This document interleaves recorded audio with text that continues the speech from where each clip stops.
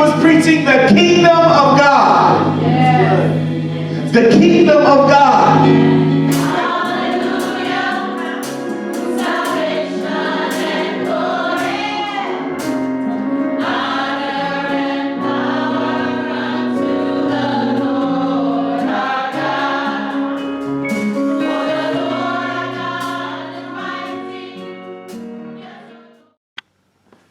Greetings and God's best to you. Hope you're having a fantastic day on a sunshiny Tuesday here in Ohio. We'll take the sunshine every chance we can get. I'm John Dunn, the pastor of the Garden of Prayer Church of Christ, located here in Cleveland. And I want to just take a few moments and just share with you our Tuesday truth and have the Tuesday talk with you in light of everything that has been going on. In addition to the virus, now we've had all the protests that have been going on nationwide. Two things really that have shown us, one thing that has been constant, I should say, with all that is going on, is that we have no leadership coming from 1600 Pennsylvania Avenue.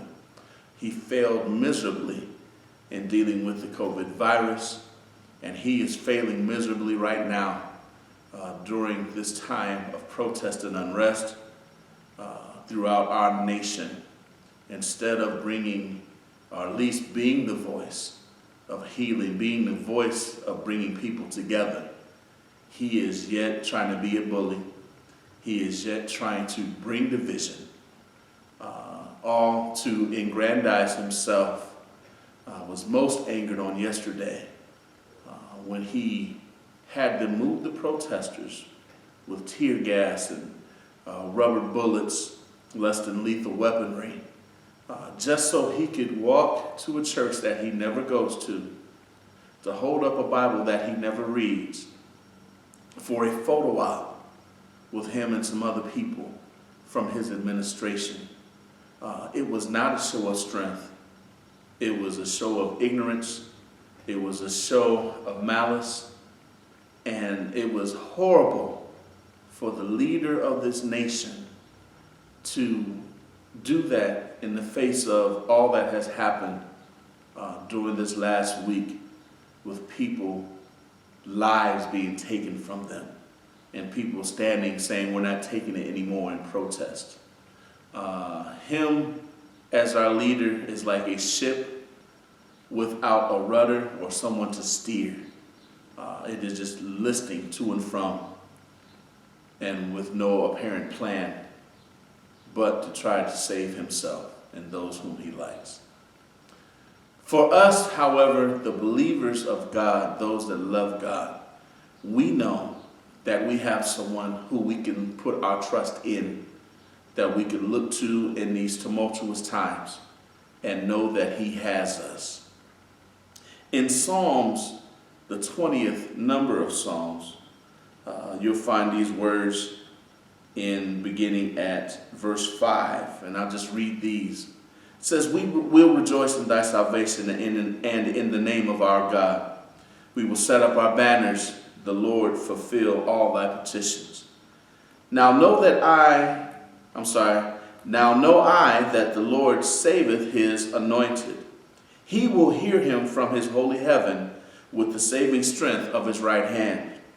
Some trust in chariots and some in horses, but we will remember the name of the Lord our God. They are brought down and fallen, but we are risen and stand upright. Save, Lord, let the King hear us when we call. So I wanted to remind you today that we don't trust in chariots and horses. We don't trust in systems here in the earth realm. But we're going to put our trust in the name of the Lord. We are going to march about, protest, speak in the name of the Lord. And we're going to talk about his truths, and that he is one who teaches and gives us love. He is one who will rescue us. He is one who will save us. He is the one that we should be putting our trust into. There are a lot of voices speaking in this time. You're hearing people that are speaking for protest. You hear people that are speaking against protest. You have people speaking against racism. You have people that through their actions support racism. There's a lot of voices being said in this hour, but please hear the voice of the Lord. I encourage you and challenge you that before you speak, before you post, before you tweet, before you say anything, pray to the Lord. Pour out your heart to Him. Let Him hear you, and then listen for His voice. Listen for Him to respond to you. Because He has the final say. Some are trusting chariots, some are trusting in horses, but we will remember the name of the Lord. Just wanted to take those few moments just to share that with you on this Tuesday. Again, be safe. Continue to operate in a safe manner as it relates to the virus. And continue, even if you're going out to protest, be safe. Don't loot. Don't destroy property, particularly your own.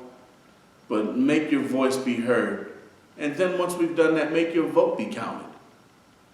But in all things, let's continue to seek God for His guidance, His wisdom, and His strength. And then thank Him for His protection and for His provision in this time.